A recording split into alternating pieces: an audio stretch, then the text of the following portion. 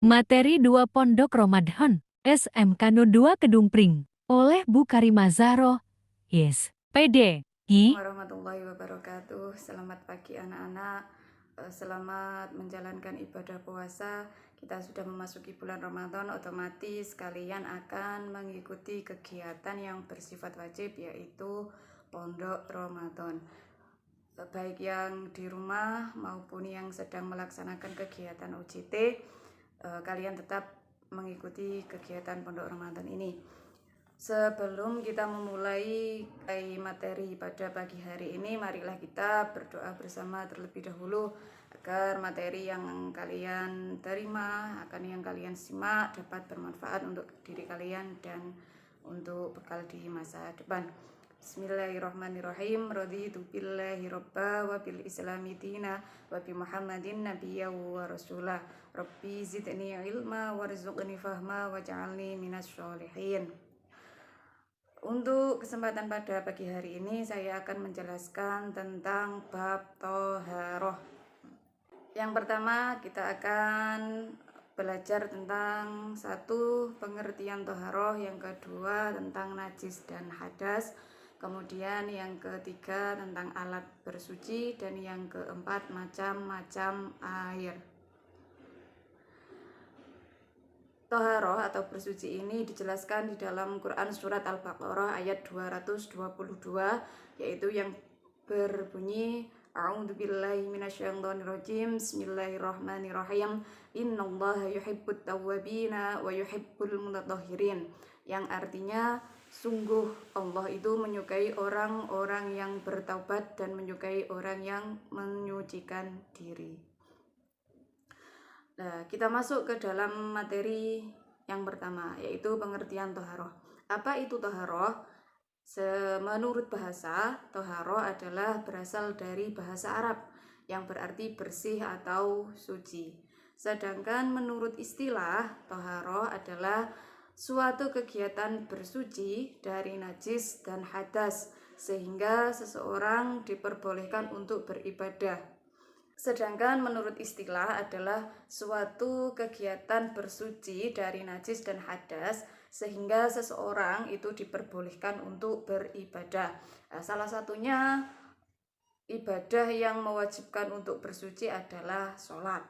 Sholat itu sebelum kita melaksanakan sholat, kita harus bersuci terlebih dahulu.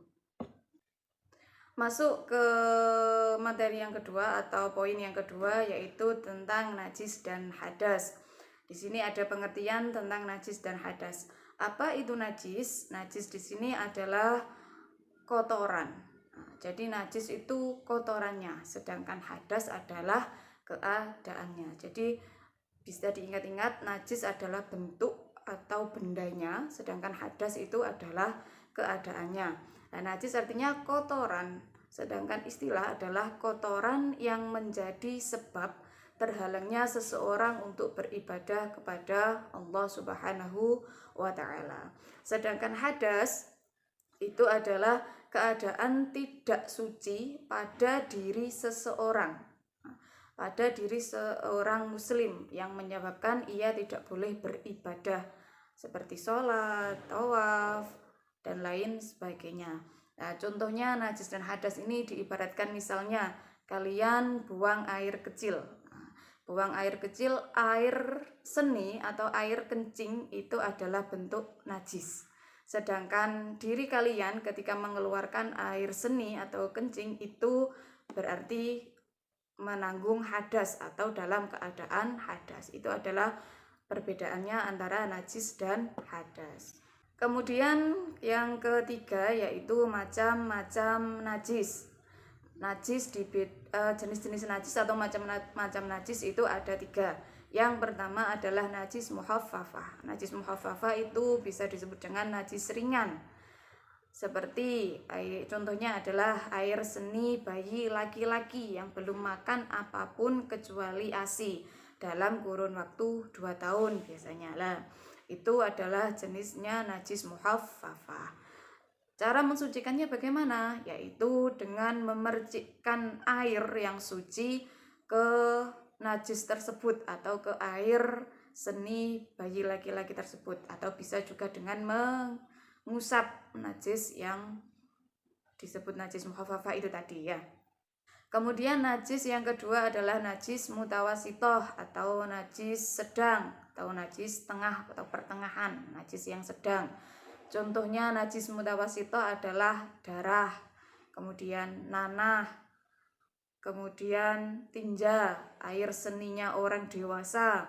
Nah, itu salah diantaranya adalah contoh-contoh najis mutawasitoh.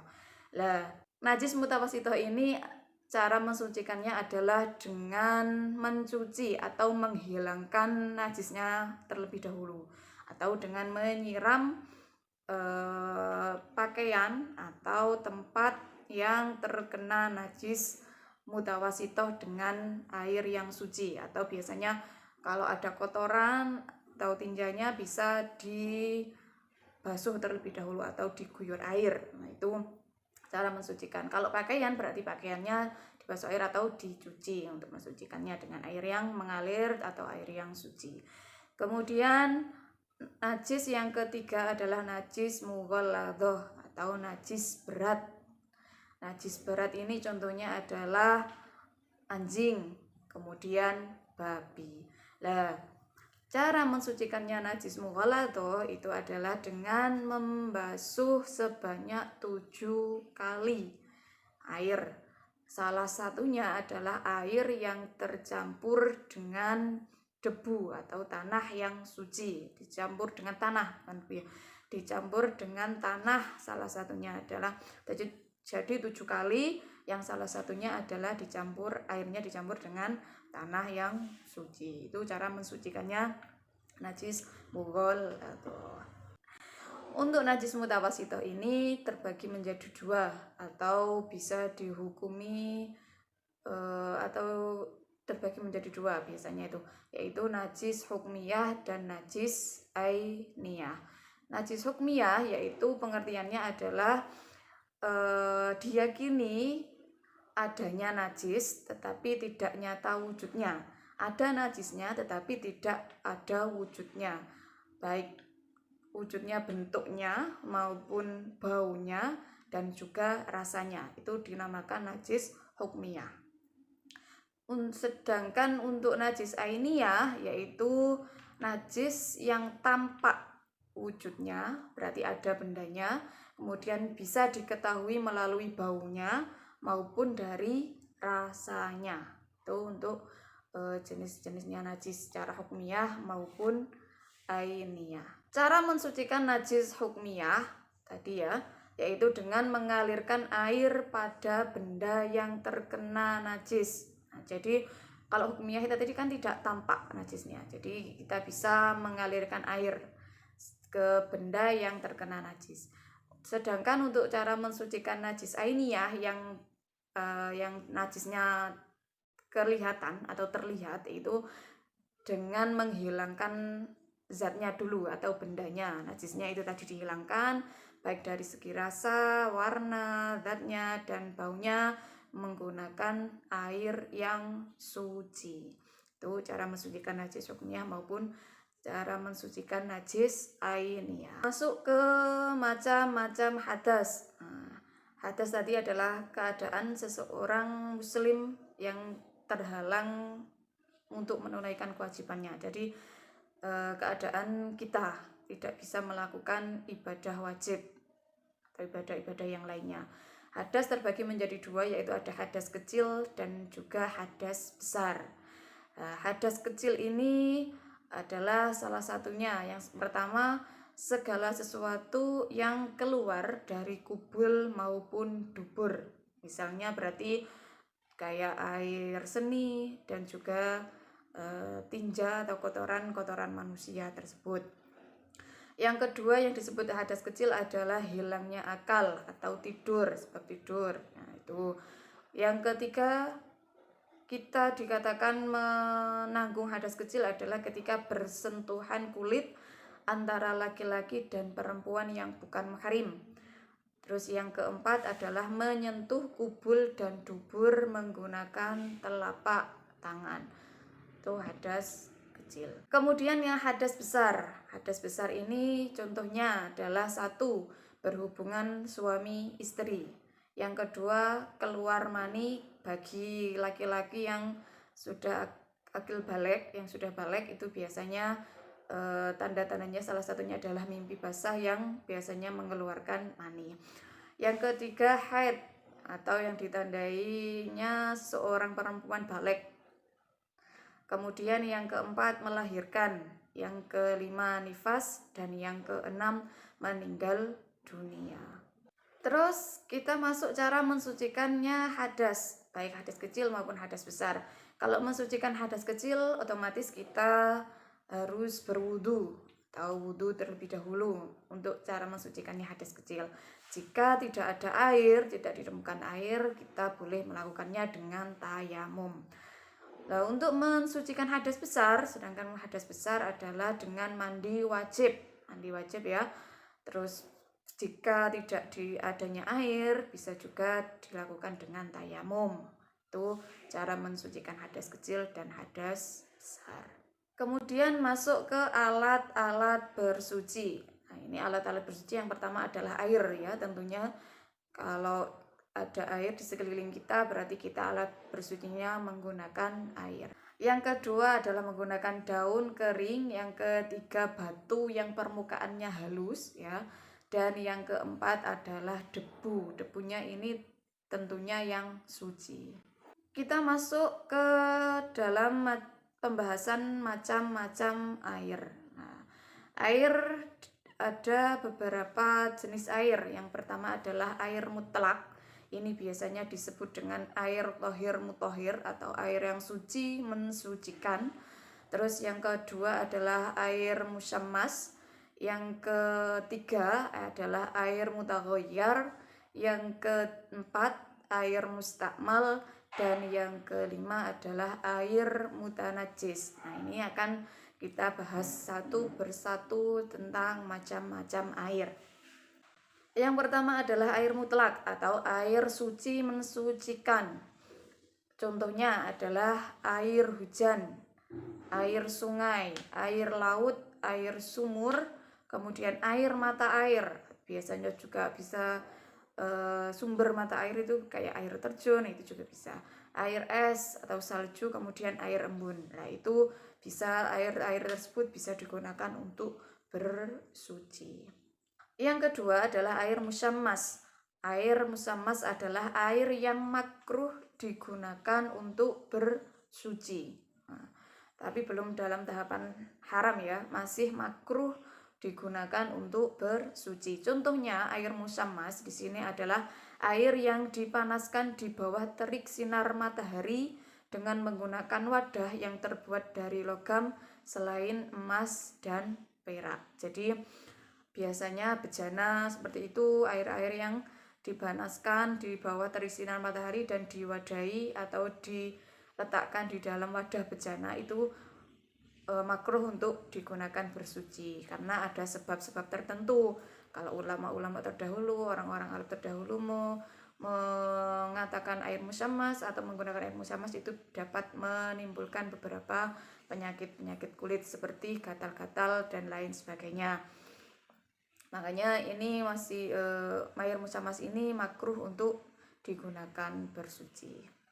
Yang ketiga adalah air mutaghayyar, yaitu air yang mengalami perubahan salah satu sifatnya dikarenakan tercampur dengan barang suci lain yang dapat menghilangkan kemutlakan air tersebut. Nah, contohnya apa?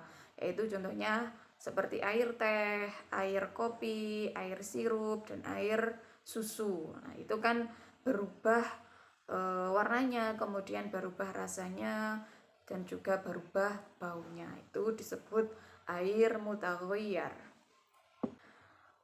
Kemudian air mustakmal, yaitu air bekas bersuci. Nah, air bekas bersuci ini biasanya bekas dari air wudhunya kita atau air bekas bersuci dari kegiatan berwudu. Nah, apabila air mustakmal ini kurang dari 2 kolah, Berarti air mustakmal ini tidak dapat digunakan untuk bersuci kembali ya. Tetapi kalau lebih dari 2 kolah, itu bisa digunakan. Kalau kurang dari 2 kolah itu tidak dapat digunakan untuk bersuci. 2 kolah itu ukurannya adalah 60 cm ya. Jadi panjangnya 60, kemudian lebarnya juga 60, itu 2 kolah. Dan terakhir adalah air mutanajis atau air yang terkena najis. Contohnya adalah air yang telah berubah sifatnya, baik bau, warna, dan rasanya disebabkan oleh najis. Contoh nyatanya adalah air got. Nah, air got itu termasuk air mutanajis ya. Kalau digunakan untuk bersuci ya tentu saja tidak bisa mensucikan, tidak boleh ya. Karena berubah baunya, berubah warnanya ya, warnanya menghitam, baunya juga menyengat. Kalau digunakan untuk bersuci otomatis tidak bisa. Itu adalah air mutanajis. Demikian materi yang dapat saya sampaikan atau yang dapat saya paparkan pada kegiatan Pondok Ramadan kali ini. Semoga apa yang kalian dapat, apa yang kalian dengarkan dapat menambah wawasan kalian dan tentunya bisa kalian terapkan dalam kehidupan sehari-hari. Semangat terus puasanya, jangan sampai ada yang bolong, dan tetap mengikuti kegiatan-kegiatan yang ada baik di sekolahan maupun kegiatan-kegiatan selama bulan Ramadan. Dan saya akhiri, Assalamualaikum warahmatullahi wabarakatuh. Informasi PPDB. Penerimaan peserta didik baru 0821399980303.